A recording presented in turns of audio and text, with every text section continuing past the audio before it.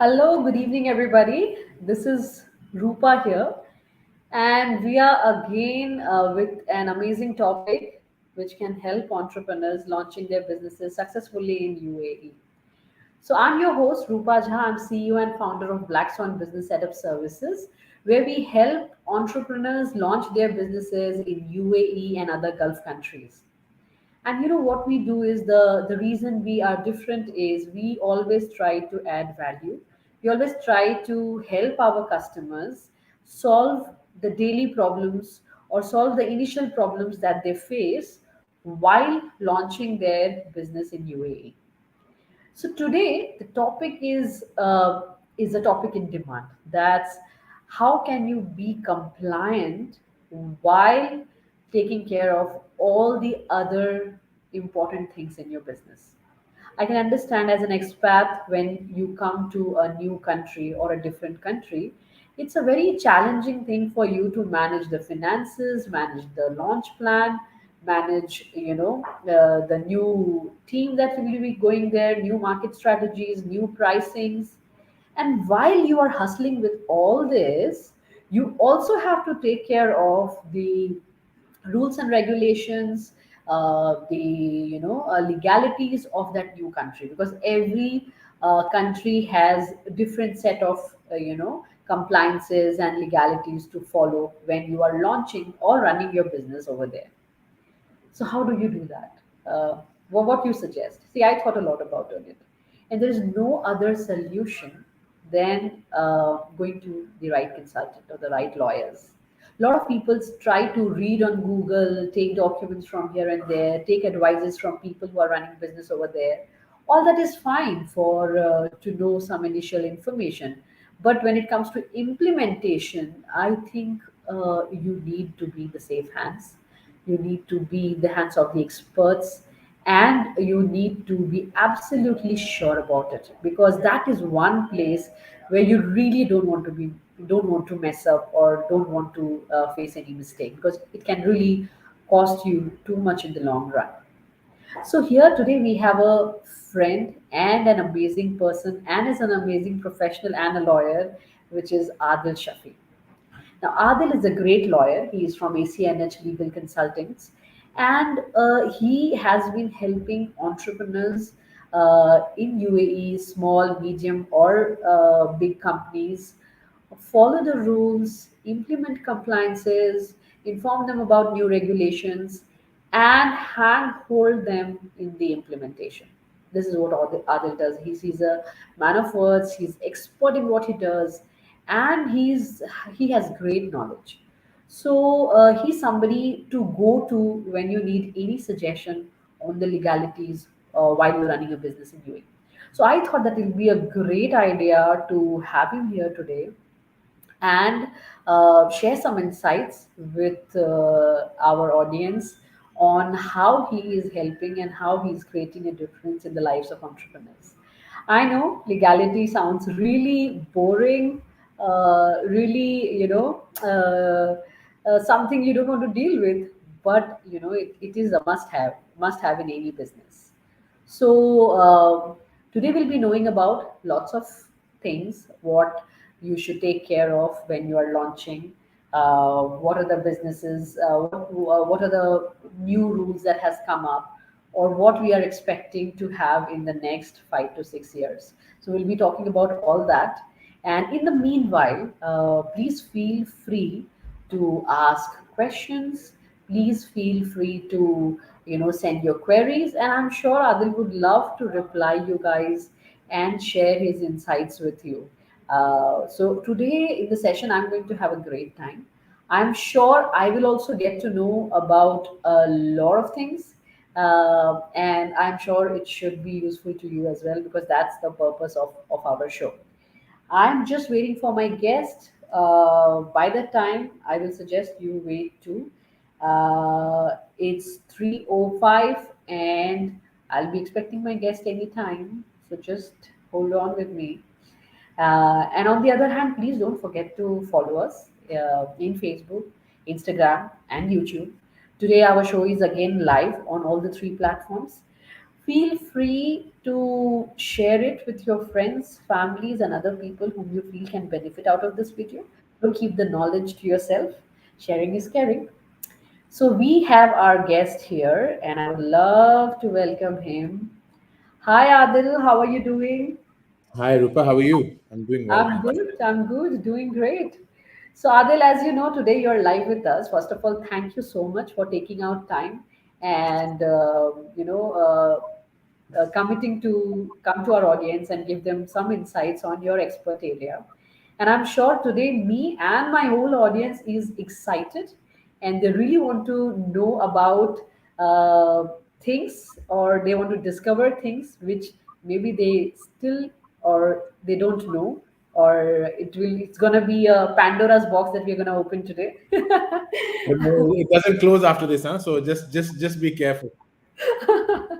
For sure, for sure. And we will try to make sure to make the session as interesting as possible.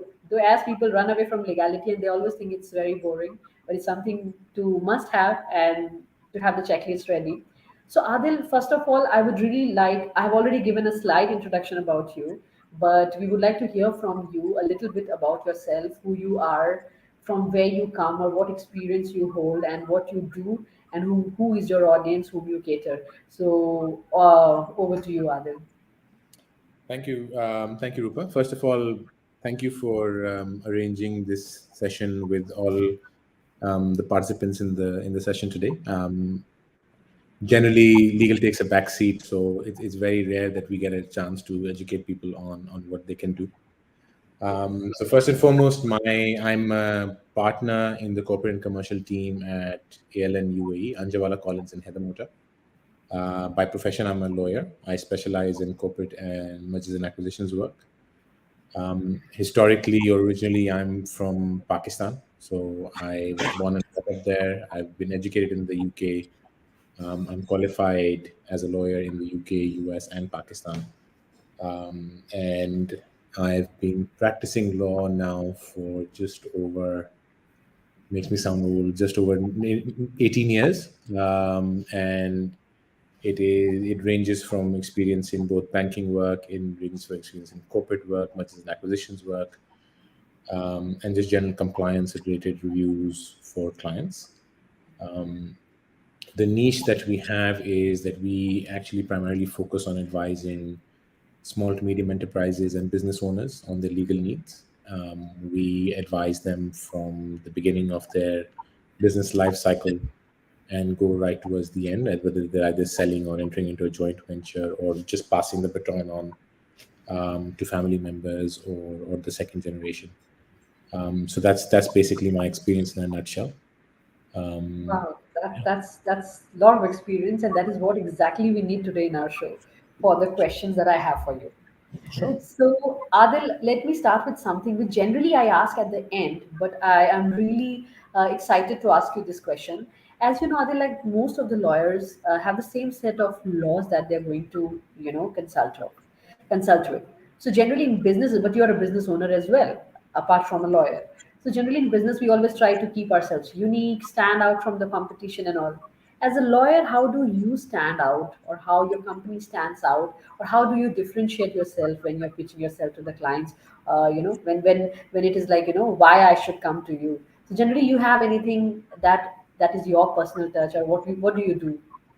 So look, and I funnily enough, I'm assisting a client who's selling their business. They're operating in 4 countries, Okay. and we are currently on a live transaction where we're acting as the seller's counsel. And and and basically what a lawyer can do is a lawyer can make or break a transaction for you depending Yeah. on how commercial or how legal they are. Yeah. So in this example, I'll give you, we're on the opposing side. We have a very large law firm who are representing their client.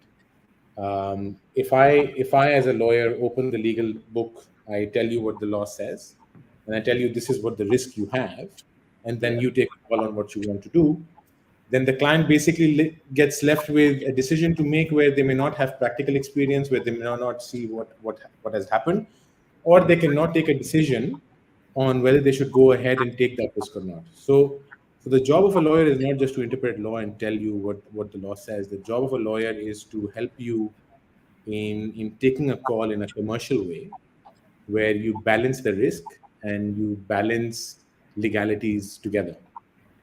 Right. And I think so the example that I was giving was that in that transaction, we started on Friday and we finished yesterday. And we negotiated things down to a position where there was only one matter left outstanding.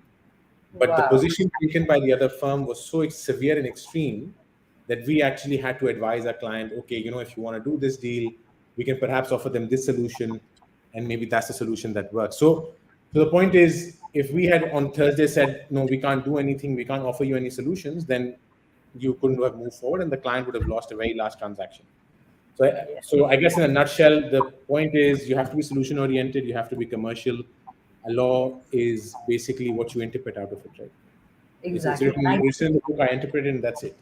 So, Exactly. so I think, and especially I think when you are selling law, like for example, one is being a lawyer and being knowledgeable, and one is as a business person when you're also on the forefront and say because there's competition there as well. So how you simplify the matters, because when we talk about law, it looks like a mountain, but how the person simplifies it and makes it look possible or easy, I yes. think that's very important, because I think especially with company law sometimes it is so important to sell to client, because sometimes they think either it's not important or maybe they think it's too big to cater to, like and they feel like, okay, keep it aside, when I'll become big then I will, but they don't understand the importance of it from the scratch or from the start itself. No, you're absolutely right. You hit the nail on the head, because I think the biggest issue that entrepreneurs face is lack of knowledge Yes. of the law, and also, if I mean, the problem with the UAE is that you've got people who are coming in from varying Different backgrounds, right? countries. Yes. And in each of those countries, how law is enforced and how you can get around it is different. So Yes. everybody applies that knowledge to a third country where the application of law and the enforcement of that law is a Yes. completely different thing, right? Completely different. So, Yes. so I think that lack of knowledge is something that people are either afraid of or they don't want to address it. So, like an ostrich does, you bury your head in the sand and then you just hope that nothing happens, Yes, yes. which unfortunately doesn't Talking work. about, like you said, the knowledge, let's go to one interesting question and let's see what's the reaction. Is, as you know, a lot of laws are changing, or a lot of laws are coming and being published here and there about things. Obviously, when people read in newspaper or on some blogs, they have just a slight or surface idea. They don't know the inside details, and they always wait to hear about it more. So, can you tell us any four or five important laws which has come recently, or even if it was there, which is very important for the entrepreneurs who are starting their businesses in UAE or who are running their businesses, startups to SMEs, they should or they must be aware of. Do you have any of them in mind? Sure. So there's a few that come to mind, Yes. and actually, over the last 2 years, the UAE government has been actually very proactive in changing laws and improving laws which had been there from the late 80s and early 90s. Basically, modernizing the legal system to bring the UAE first and foremost in line with most of the best practices internationally. So I Yes. think the first law that I would want to talk about is the labor law itself. Yeah. So the labor law after 1980s, it was updated in 2021 and actually got implemented in 2022. And then compliance of that labor law was supposed to be completed by companies within a year in February 2023, which has Okay. now been extended because a lot of people were not ready till 31st December 2023 now. Okay. So basically, what's happened is people who have been in the UAE for a long time would know the concept of limited and unlimited contracts. So Yes. unlimited contracts have been finished. Everything is now a term contract. Doesn't mean that you don't sign a contract for longer than 2 years. It just means that your permit, well, now the permit can also be 3 years. The government has announced last week that even your UAE visa can also be for 3 years. They're Okay. allowing that. The NMC has taken that decision. But yeah, so your contract can be for 10 years, but it has to be a limited term and it keeps on getting renewed. Basically, what that does is it removes the unlimited term contracts completely. And in that, what it also does is that it has allowed for companies who were suffering in the past, and this is from a entrepreneur or a business owner concept. Business owners initially were not allowed to let people go or terminate employees on the Yeah. cause of redundancy, financial difficulties, and the like without actually paying a substantial amount of money up front. So that concept has now been recognized in the law and has become a bit easier for business owners in case they're suffering with any financial issues, financial difficulties. So those sort of things have been eased out. There's been introductions of part-time arrangement, which means that if I'm a full-time employee, with the consent of my employer, I can work part-time somewhere else. And I can also get permits for that. Right. Just bear in mind that what's in the law and what's actually happening in practice, they still catch up. Some authorities Yeah. aren't aware of these and they don't have contracts which allow for these, but it's still in the law and it's coming in force slowly and steadily. Coming up. Right. But I think from a business owner perspective, compliance with the labor law is the most important thing. You have till 30th December 2023, 31st December 2023 to ensure that all your unlimited contracts move into limited contracts. Limited contracts. Yes.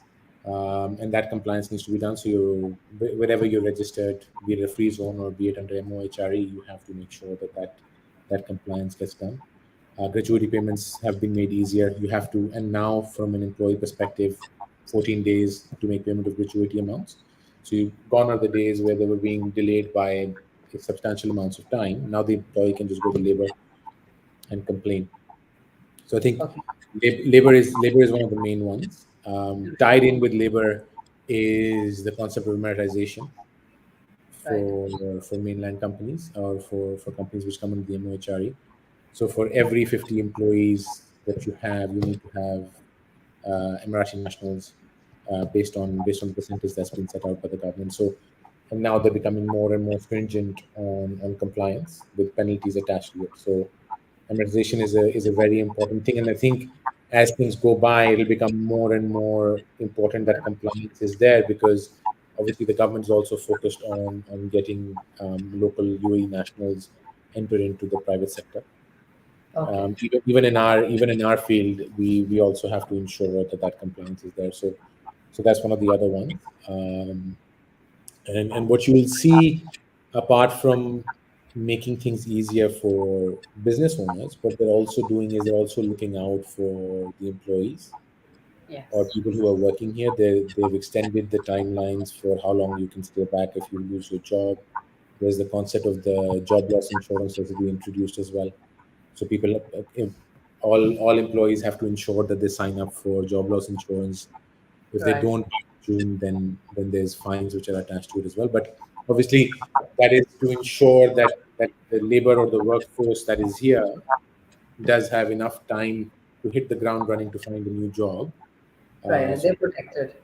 correct, and then they don't leave the country because I think the idea is that the focus is on ensuring that people with quality who are here don't leave unless and unless it's very there's an important need to.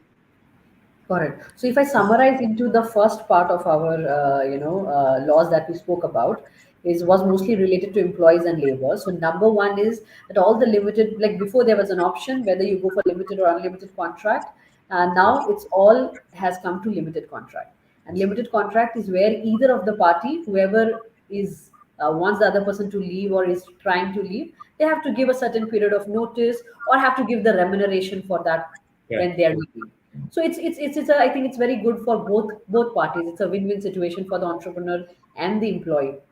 The second thing you spoke about was the amortization, that any company that goes above 50 has to have UAE local nationals Yeah. inside the company. So that's again a great news because then we can have multicultural and have the locals in the company. So the local knowledge will come to every Absolutely. company. So that's very empowering. And then we spoke about employee insurance, which was amazing thing which got introduced, where all employees are supposed to do insurance, and I think the amount is very basic minimum. It's nothing which is.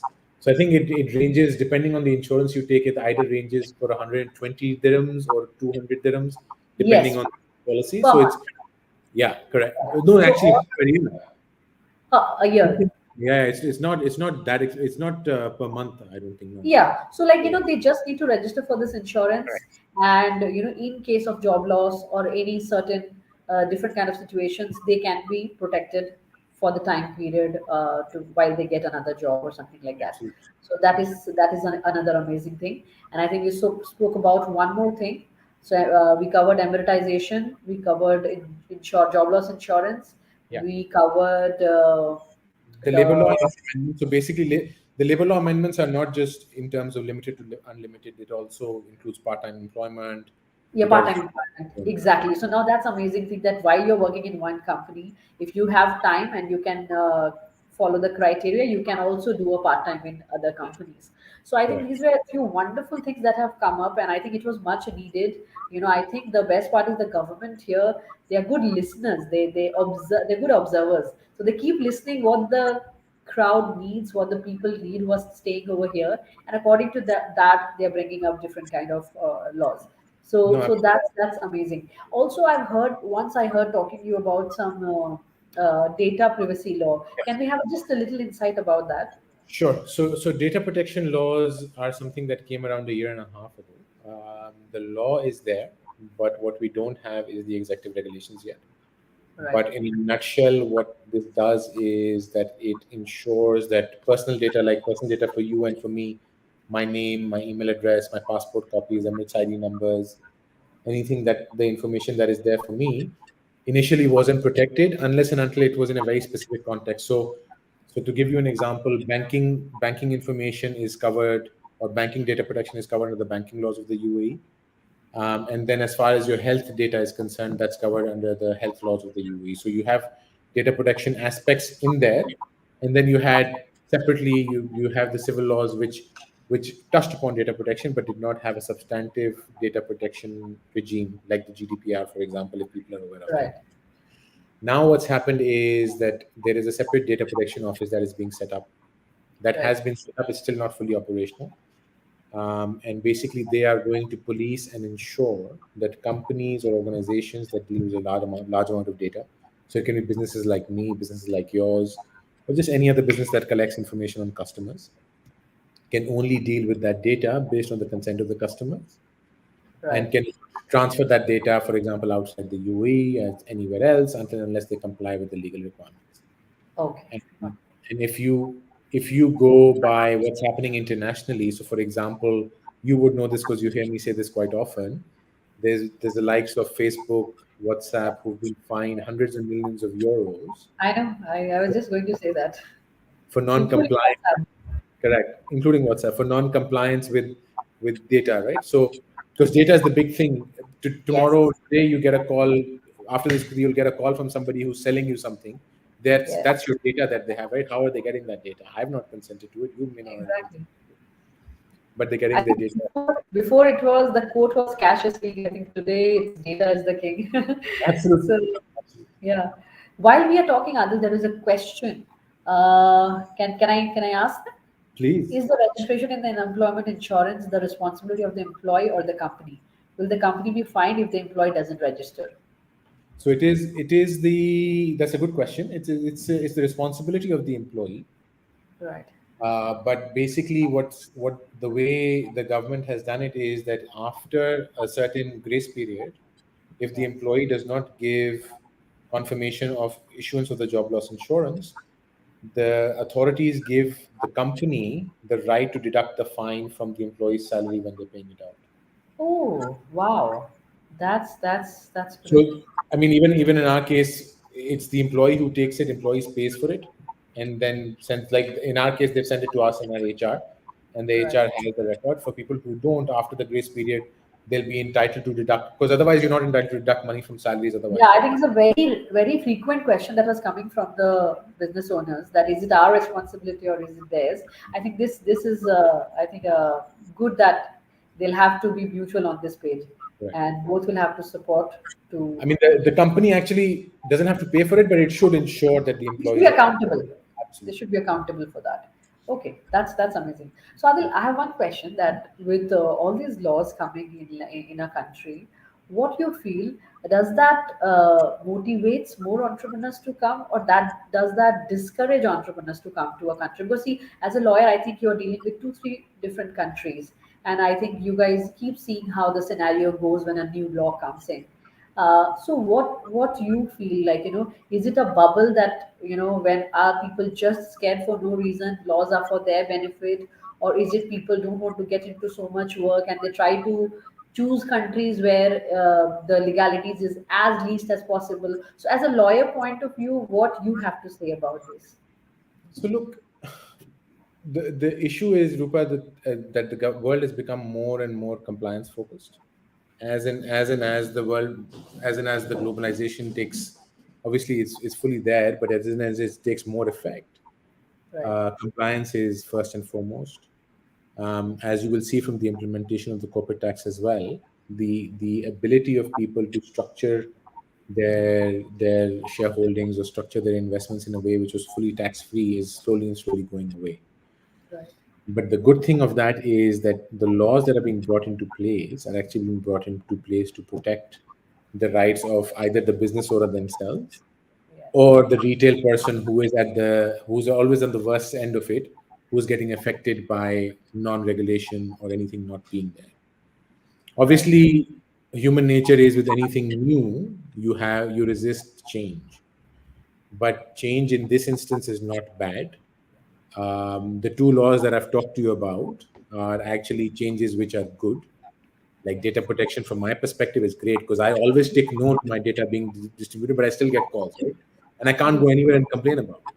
Yes. So what it does add is that it adds a slight bit of cost on compliance for companies and organizations. But in the long run of things, I don't think that's a bad thing. Compliance is always good. You're operating in a jurisdiction which globally is going to be recognized as a compliant jurisdiction, Right. which, from a perspective of dealing with entities outside the UAE, for example, if you're dealing with European companies, US companies, they have ratings for jurisdictions, right? So the Yes. UAE is trying to make sure that it's coming up and up and up on those rankings, so Yes. that business owners and traders can actually enjoy equal relationships as compared to being looked down upon as being a Right. jurisdiction which is not compliant. Yeah.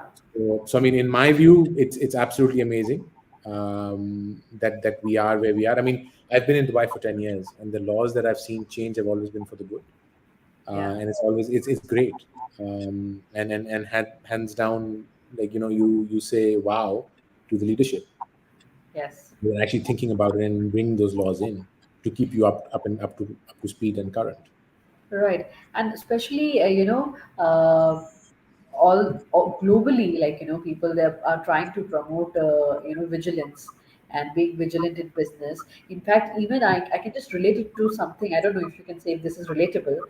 See, more law means more or being more organized. And it is said that when you sell a company, the valuation of the company is not on the basis of the turnover or how much profit you make, but how organized your structure is. It Absolutely. is when You've, you you've, value. you've hit the nail on the head. So It, let me explain it to you from the context of a lawyer who does due diligence, right? So exactly. if I'm looking at for a client to buy a company, Right. and in the jurisdictions that we operate in, I mean, I operate quite a lot in Africa. I operate a lot in South Asia as well. In the Right. jurisdictions that we operate in, um, there are companies who are not fully compliant. So, for example, they will not keep register of minutes. They will not ensure that the annual filings are made, and those filings are not something major. But for somebody who's coming in from international investor who comes in, it's a big thing for them because compliance is massive, right? Yes. And what happens is, if I'm getting 100 to sell my company today, that investor is also going to make sure that maybe 10 out of that 100 is kept on the side to ensure that nobody comes and finds them and then they have to pay for it. So from a Yes. seller who's worked on his business for 50 years, you don't get to cash out 100% Right. because you've not complied with the laws properly. And the new person who's coming in is going to make sure that they don't pay for it. It will be you who will be paying for it. So Right. you're absolutely right. It actually On makes sure that your valuation and the premium that you demand on valuation is Right. far higher than So, on the just same trading. context, Adil, I think I'll just ask you that when a person is planning to buy or sell a business, what is one most important thing from the legal point of view they should do to safeguard themselves for both of them? If So look, first and foremost, now with the introduction of tax, audited accounts will become a very big reality, and I think first and foremost that's the first thing that people should look at. Because the good thing with audited accounts is, apart from giving you an overview of the financials, it also gives you an overview of contingent liabilities and notes that are in the audited accounts. So that's something that we look at, because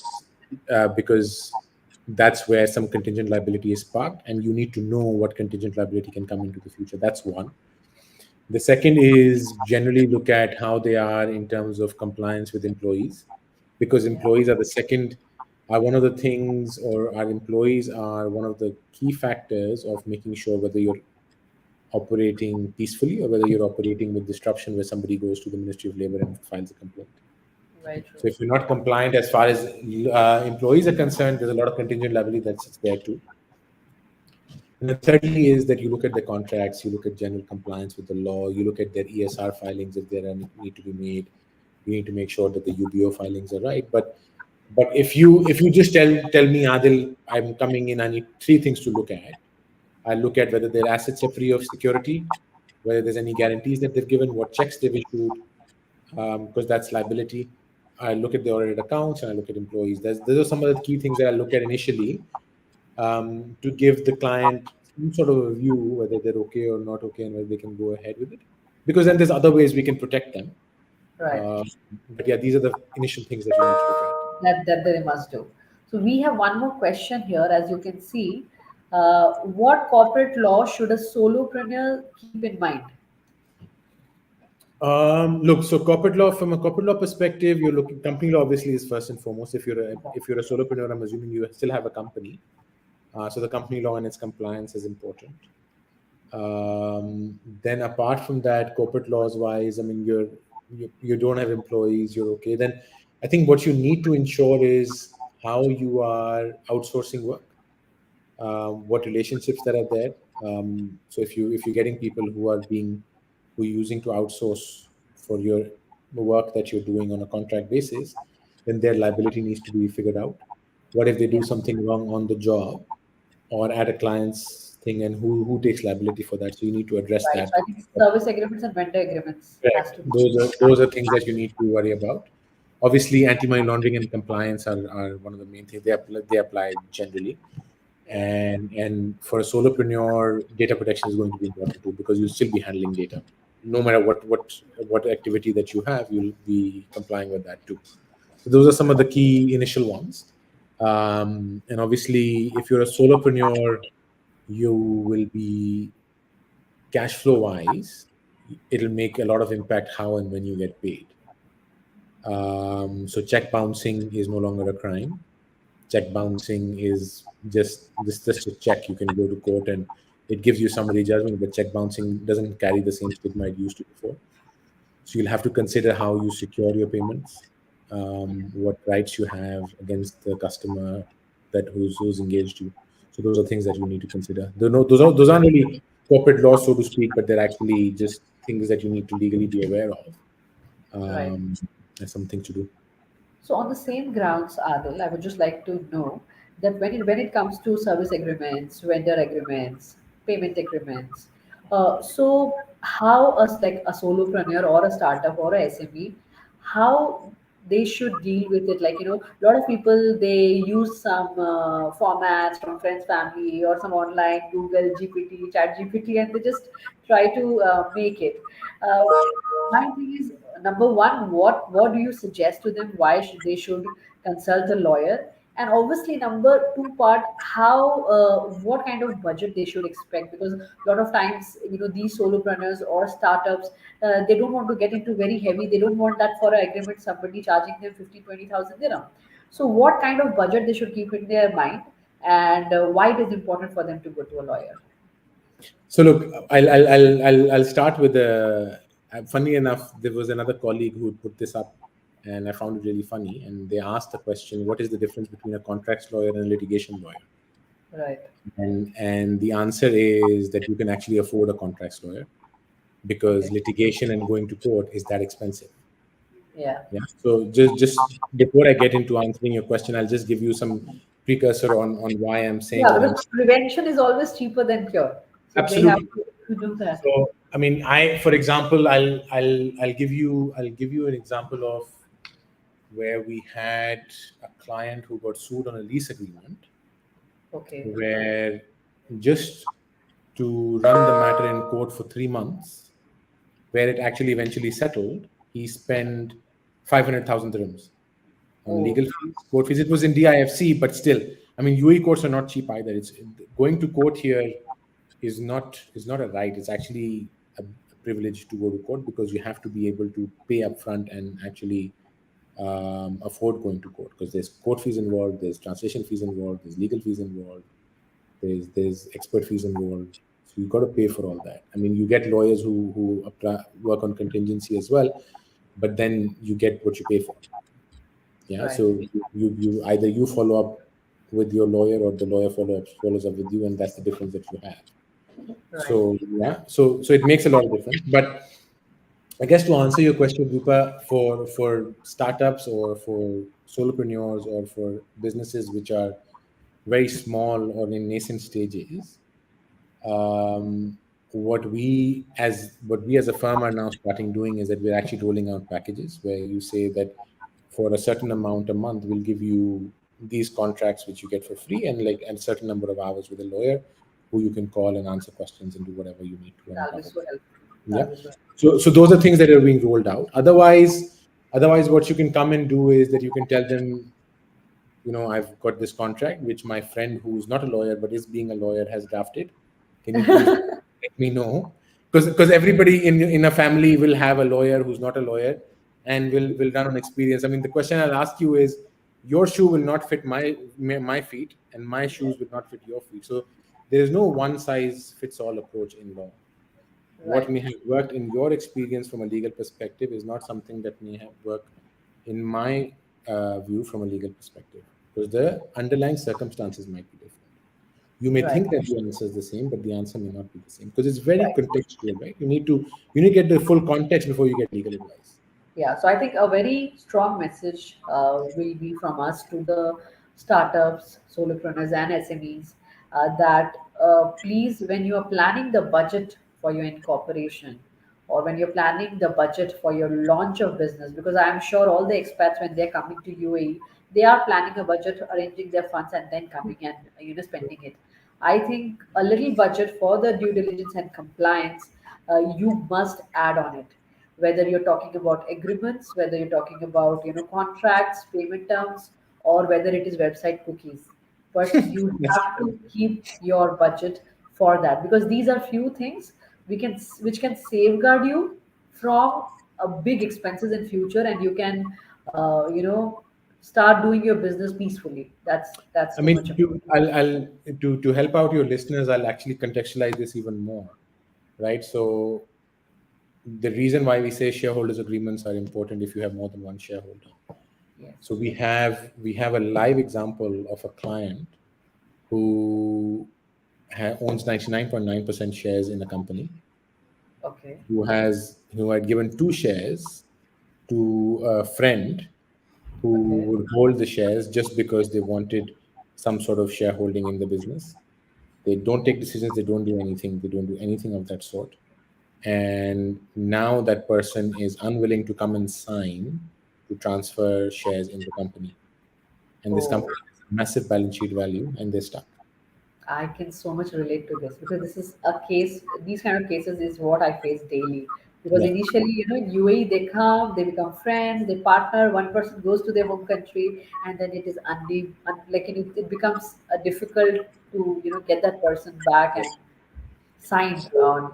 So the point is, your elders used to say, generally, friends in business, undocumented that too, is generally a recipe for disaster. because you may have good intentions sometimes, but greed takes over, or generally life takes over. So, Adil, how can this contract safeguard these situations? Let's say I am partnering with somebody, and let's say that person is a partner, but he is operating from the home country, or I'm here, or something like that.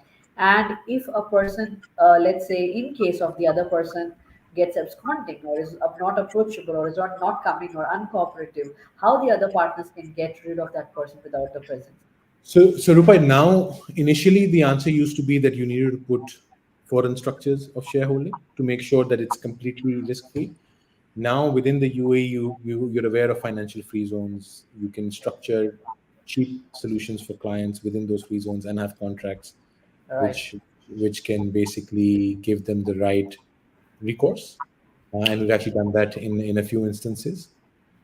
And then generally otherwise, you've just got to make sure that your documentation is what it's supposed to be. So at least you don't have a situation where you have nothing in writing, where you've got a shareholder who's holding two shares without any documentation and writing in place. So you basically then try and go to court and try and enforce it. If you even if you don't have those offshore structures, if you don't have the financial freezing structures, so there are a few options that you can implement. Obviously, everything involves paper, Right. uh, but you need to put those down in writing.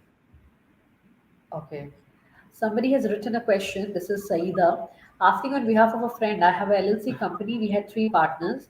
Partners left about 10 to 12 years back. Now I want to take their names off license as it's getting frustrating to work as every authorized body asks for their sign. So, Adil, we were just talking about this There's, topic. there's no simple answer for this. I If look, understand. Yeah. if So you I if yeah, sorry, you Yeah, yeah. you So I think obviously I know every case to case has you have to go to the history, know more details. It is not possible to just give an answer. However, maybe just some look. tips to start off. So, What she so can start. tips would be, I don't know whether you are in contact with these guys or not.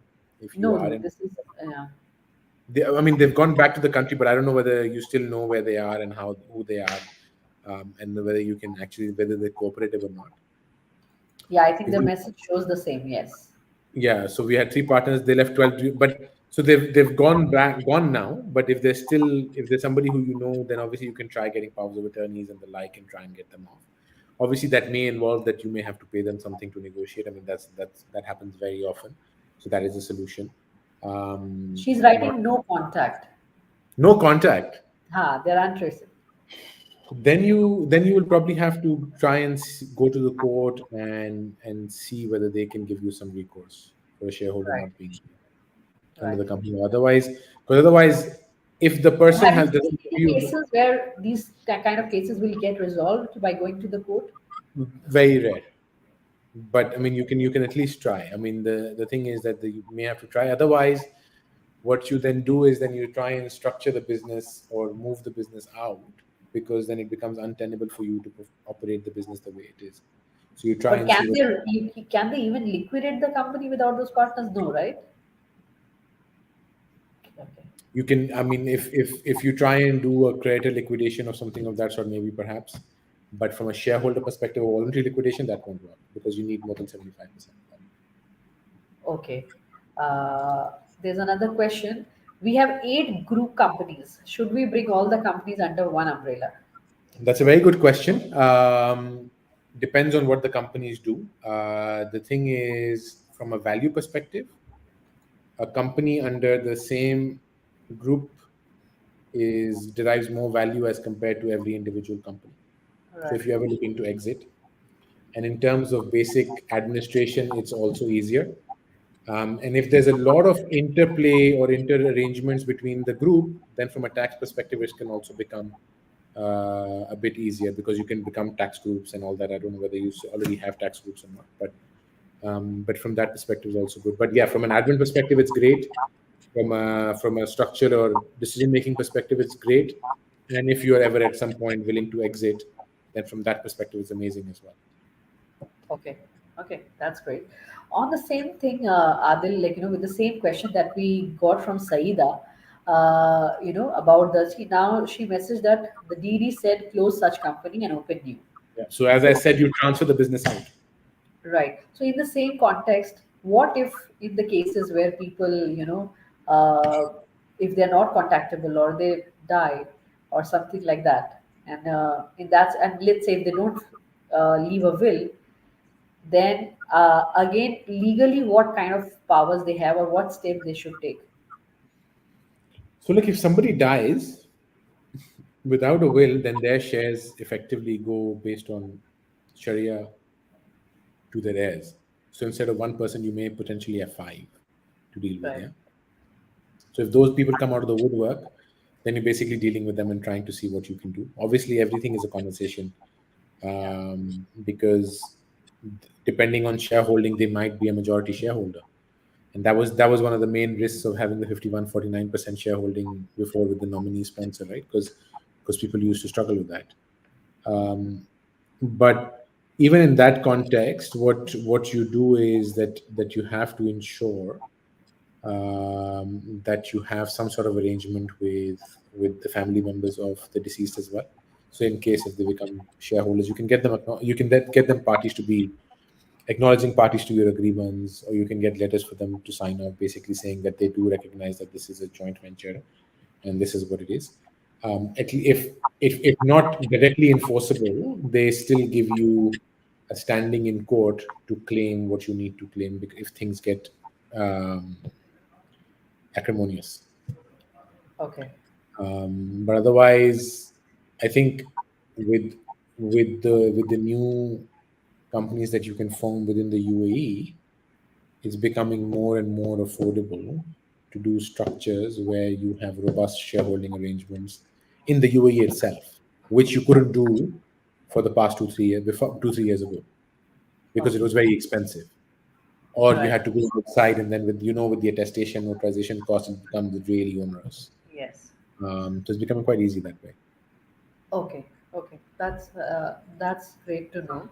We have another question, which is, can you enlighten on the disciplinary procedure as per the UAE law? What can the employee do if the employee is willing to resign from service and lodged a complaint on labor against employer with false allegation? What can the employer do? So, Adil, not going into very detail of it, but just a light on note. Sometimes these kind of cases comes a lot because once expats they come here, open companies, they keep different. All of them are different nationalities, or even if it is from the same nation, people don't know each other. And suddenly, in this case, what happens is a lot of times things go bad when one or the other's terms is not being served, and then these kind of things starts happening. Sometimes from the employer, sometimes from the employee. So whenever something like this happens, where you feel that there's a false accusation has come just to stop the person from in not resigning or to resign, what legal point of view where they should go. And also, to add to this, the like for example, all the three cases that we spoke about, whether the person partners have gone and they have not come back, or whether the person is deceased and there is no will, or whether there is a dispute between the employer and employee and where there's some allegations are coming. In all the three cases, what is the place to go to? Do they run to the court first directly, or do they go to a lawyer first? What's the right path? Because sometimes, we don't know where to go, and then we struggle going here and there, getting different kind of informations. So what do you suggest to these people where they should go? So look, I think in as far as employment or labor law is concerned, the labor department is quite good in dealing with these issues in the first instance. Okay. So an employee would always go to the labor department, or if it's in a free zone, to the free zone as well, to try and see whether they can get some sort of recourse. And they Right. then call the employer and try and see whether you can resolve the matter amicably or not. Right. So honestly, when people talk to me, I don't really, and you can get advice on what the law is, but you don't need a lawyer at that stage, because you don't really need to waste that money, as long as your advice is solid and you know what you're doing. If the parties are not amicably able to resolve it, then obviously the labor also transfers the matter to labor court.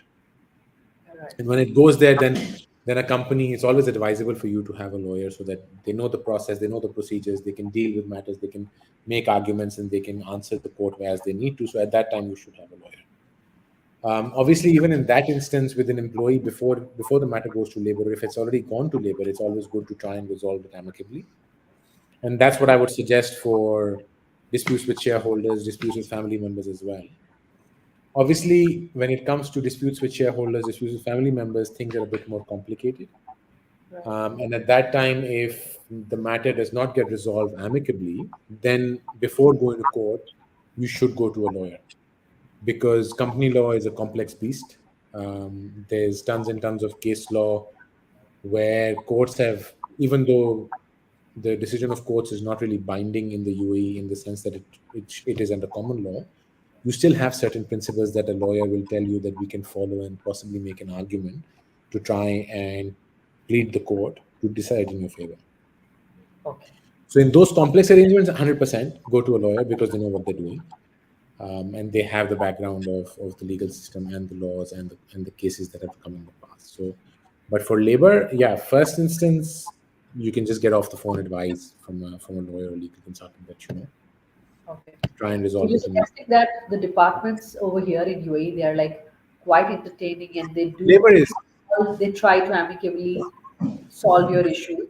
And only when things you feel that you cannot handle or you're not sure about, then you should for sure go to a I mean, the lawyer. labor is generally very helpful that way. I mean, um, everybody has their view on how who they favor and who they don't favor, but they're generally quite good.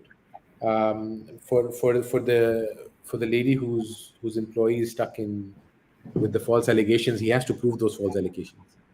Right. Nobody's going to give him recourse until unless, I mean, if he says that you've said something or you've not paid him something that was due, he'll always be asked to provide evidence. So the system is fair in that sense. Yeah. So if he can't substantiate it, then he's just wasting your time, Right. which a lot of So other people do as well. Adil, for the last, just a casual question, out of this all legalities, because what I am seeing is that the solution of every legal problem starts with conversation, and I think ends with conversation. So I now I can feel the pressure of being so good in communication for every lawyer.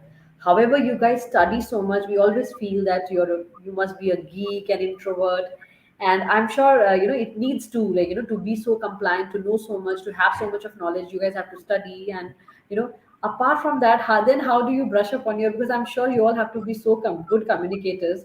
So maybe as a husband, as a father, as a son, do you feel that being a lawyer, you're also a good communicator in those relationships, or is it If just in the court? if you ask people I know, they'll probably say no, and I would say no as well. But I guess the only thing that it does is it makes you into a cynic. So you need somebody who balances things out, because the first response is what can go wrong. So Okay. like I was in a meeting this morning, and it was a completely casual meeting, and somebody was telling me about a product, and I was listening to it, and I was like, no, it doesn't sound possible.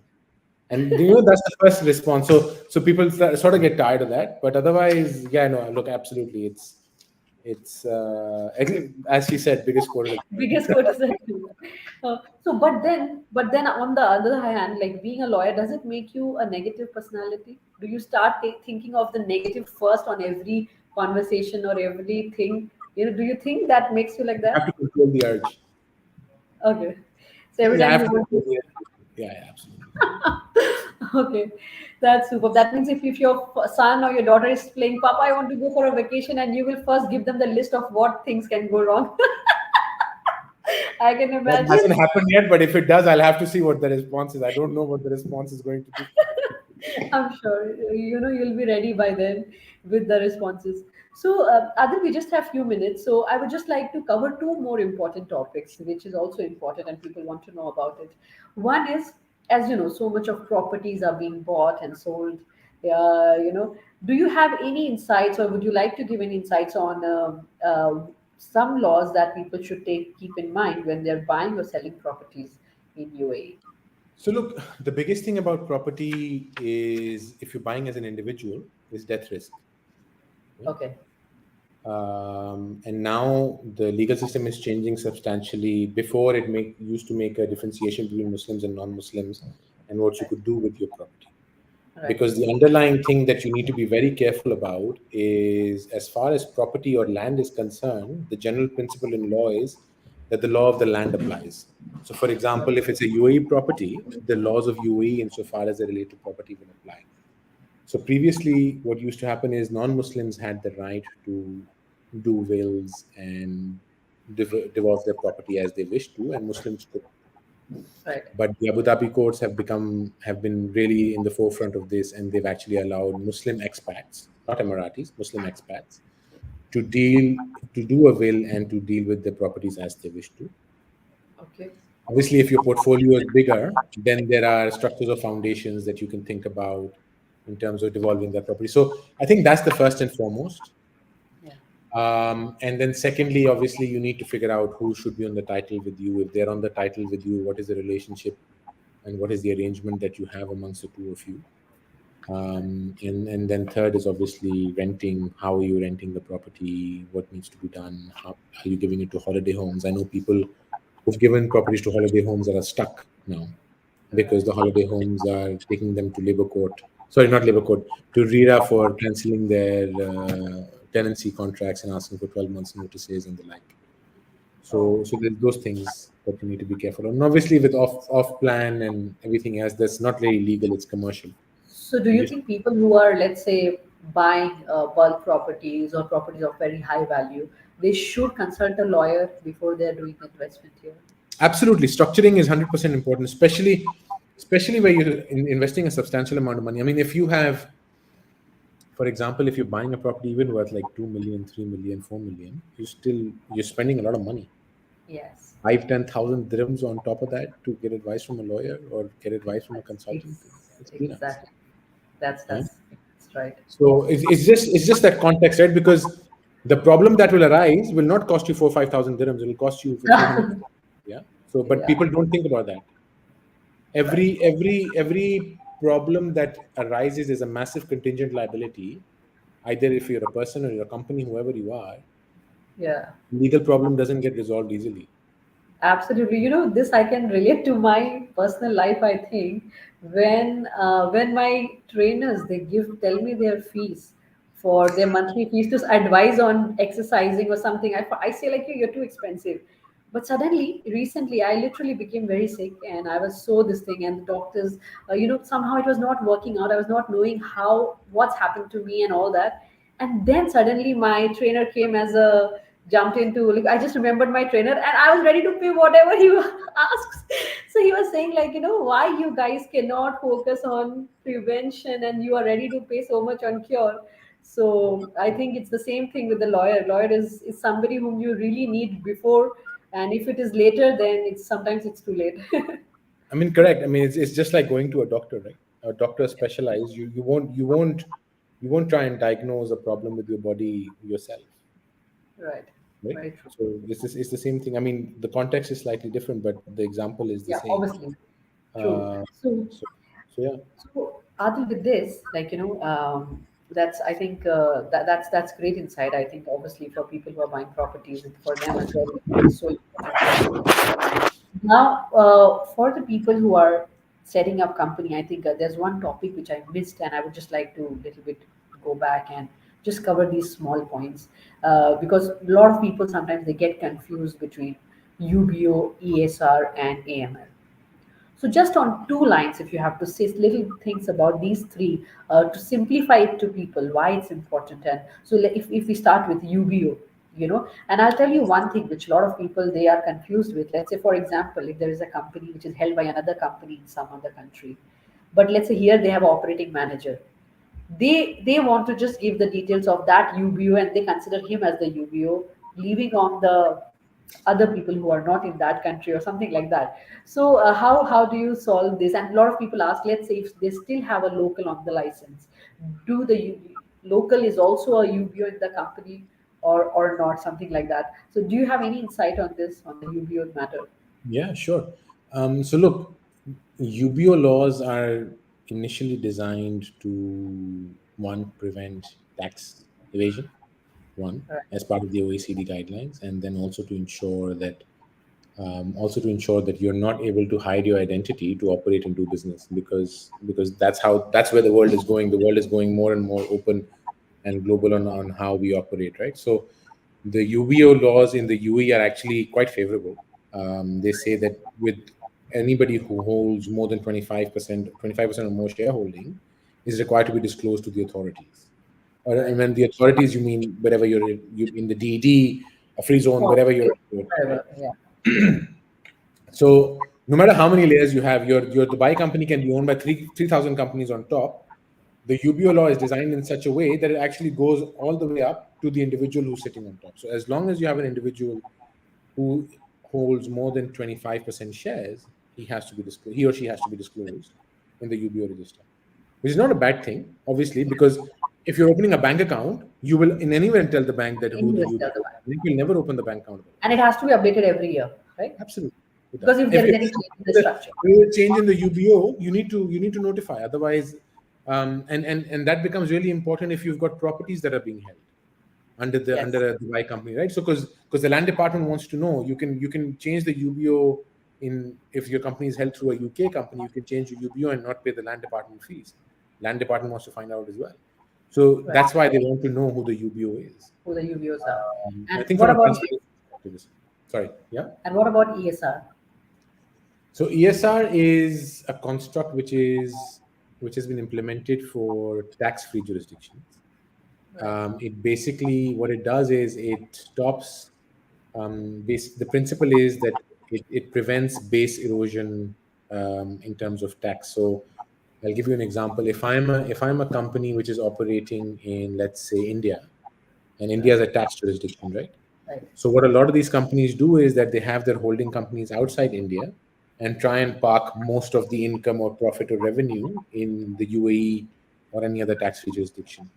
So the OECD guidelines have basically said that if you are operating a certain business, it can be a holding company, it can be a shareholder who gives loans, or it can be a company that holds IP, then you need to show that if you're in a tax-free jurisdiction, you actually have enough economic substance in that jurisdiction. So, for example, an IP holding company is one of the hardest things to satisfy. What you need right. to then show is that your developers who have worked on the IP are sitting in Dubai. So you Yeah, need to show that you have a full office. You need to show that you have a certain number of employees. You need to show that you have the people with the right technical expertise to hold the IP in Dubai, to work on the IP in Dubai, and to keep on updating it and do whatever it does. So, whatever you may save tax in the jurisdiction that you're running away from is something that you may do in complying with ESR in the UAE. So, basically, it's just trying to make sure that you're not evading tax in your home jurisdiction by parking all the money in a got it, tax-free jurisdiction. got it. Okay, Bit that's great. complicated. Apologies for that. Yes, no worries. I think this complication is required for people sometimes. You know, all medicines are not sweet, but you need it. And just bear in mind the fines that they apply, they don't ask you twice. I've had clients who've been filed for 2 days delay in filing with information, Oh, just like right. that. And they don't reverse them. So it's important, it's very important. It's important to be done right, one, and it's important to be done completely, because otherwise the consequences are So I quite think all quite the entrepreneurs they should have like in their calendar they put everything. It is so important for them to calendarize all these things, and especially the filing dates, the check the emails that they have given to these authorities and what kind of queries are coming and yeah. replying to them. If it is outsourced, well and good, but still you have to keep a check that if the company you have outsourced is doing it well. So I think that's a good suggestion, that it is very important for people to take out some hours every month from their business calendar Correct. to do a checklist on the compliances that they are supposed to follow. And if you're busy, outsource it, hire somebody. But they Yeah, should. The thing is, with more and more regulation coming in now, with corporate tax coming in, these yeah, things will become even more and more difficult, right? There's more compliance that you need to do. right. So it's very important. One more question has come. If the company is being transformed from local sponsorship to 100% ownership, then can the changes in the current number of partners in the business be implemented, like their share percentage or perhaps removal of a partner? Yeah. So I mean, if I understand correctly, what they're saying is that if can it be converted into 100%? If the company is being transformed from local ownership to 100% ownership, then can the changes in the current number of partners in the business? Yeah, absolutely. I mean, if you are becoming, so if you, for example, had three shareholders and three shareholders held the 49% amongst themselves, and now you're removing 100%, 51%, then the proportion that you held those shares in is now what's going to be. So, for example, if you held the 49 on a 33% basis. Now you'll hold 100 on a 33% basis. If I understand your question correctly. Obviously, if I don't, please let me know. Yeah. But yeah, you can absolutely, it can reflect into the 100% shareholding. And obviously, it goes without saying, a shareholders agreement is a must. Yeah, so Uh, they can discuss among themselves and they can distribute it either equally or depending on correct, what is the arrangement between correct. them. Okay, that's wonderful. So last thing, Adil, so in the next 5 to 10 years, like as you see so many laws coming and going, so what new you think? What more things can come? Do you have any prediction or something like that which more people should be prepared for? So look, I think in terms of compliance, things are going to get more and more. So right now, the purview of AML and KYC requirements in terms of laws has been extended from historically banks and financial institutions to people like us, lawyers, corporate service providers, commodity trading companies, real estate companies. I think slowly and steadily, those AML and compliance requirements will also start flowing into normal businesses as well. Right. Gone will be the days where you can take on a customer by just knowing their name. You would need to know who they are. You would need to know what their source of wealth is. Because today, knowingly and unknowingly, a customer can become sanctioned because they 3 layers down the line dealt with a party who was sanctioned on some list somewhere. So I think compliance is going to become big. That includes AML, that includes data protection. I think corporate tax is just a start.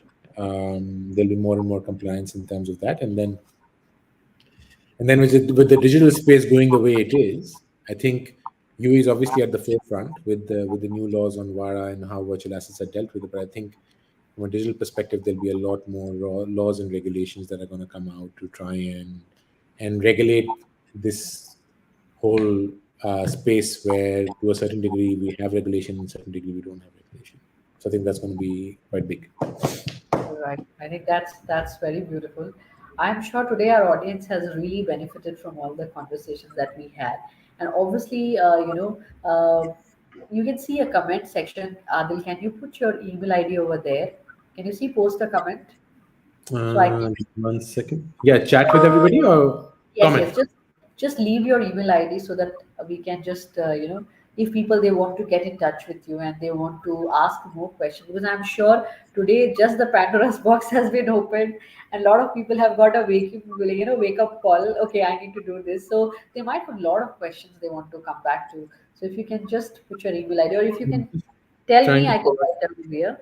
Yeah, so it's a shafi ASHAFI A Shafi, at ach-legal.com ACH -legal.com. @legal.com.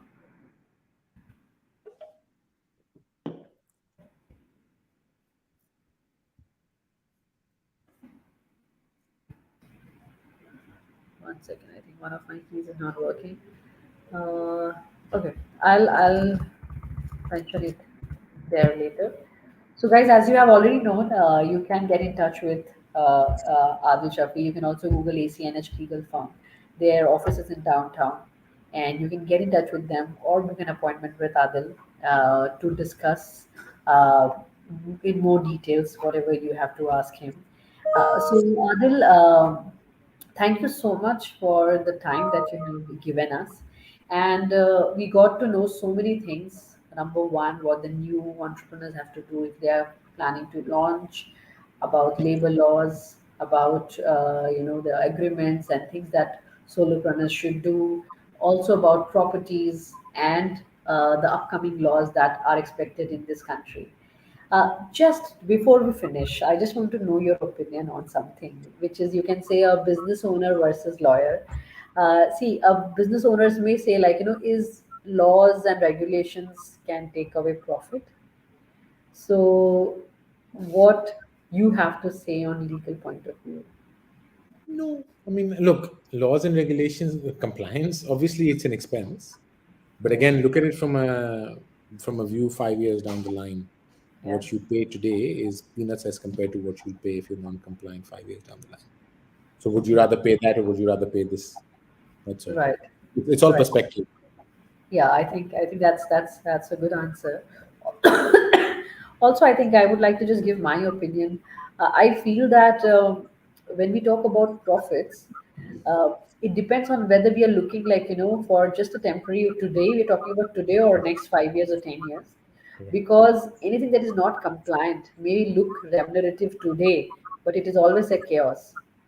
So I Right. I think, mean, yeah, when it comes to, like, we all want harmony in business, harmony in the country where we are working, and we all always choose countries which are safe to keep money, safe to keep family, safe to live.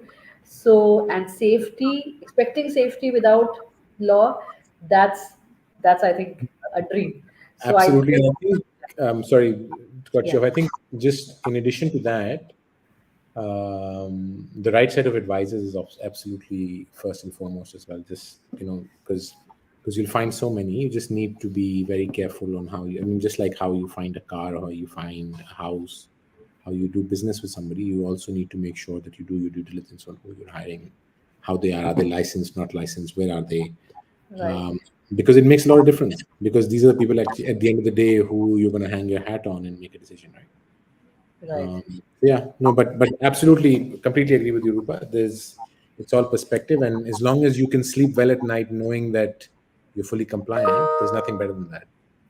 Exactly. That's wonderful. So I hope our audience enjoyed. Thank you so much, Adil, for giving us time today, Thanks, Rupa. giving us beautiful insights.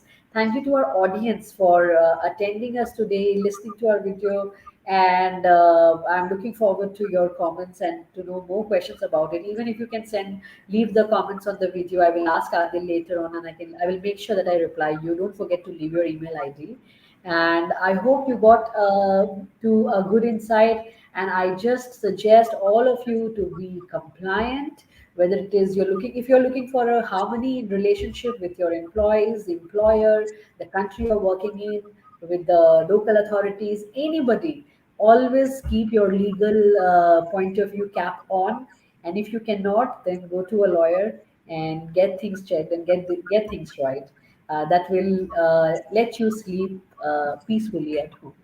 So thank you so much, Adil. Thank you, everybody. Thank you for attending our session. Bye bye. Take care. We'll see you soon with another important topic or some other information which might help you. Bye bye. This is Rupa, CEO and founder of Blackstone Business Setup Services, and I'll see you soon. Bye bye, guys.